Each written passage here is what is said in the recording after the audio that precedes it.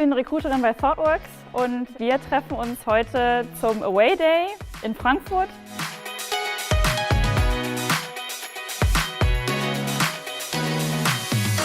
Hier kommen alle ThoughtWorker aus Deutschland zusammen. Wir haben auch internationale Gäste dabei. Wir tauschen uns aus, wir machen viel Networking.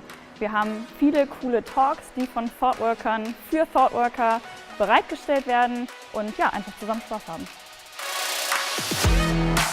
Wir haben meiner Meinung nach bei ThoughtWorks eine einzigartige Kultur, die geprägt ist von einer Diversität, die einfach Menschen aus allen Teilen der Welt zusammenbringt, mit unterschiedlicher ethnischer Herkunft.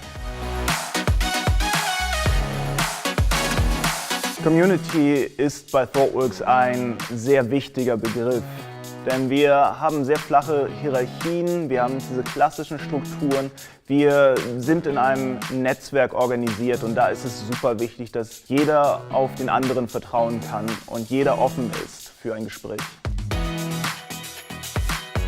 Bei ThoughtWorks suchen wir die besten Technologen, die wir am Markt finden können. Wir suchen Leute, die unsere Begeisterung für Technologie teilen, die einfach Spaß haben, mit uns in kreativen Teams exzellente Produkte zu entwickeln und Software-Technologie at its best zu erleben.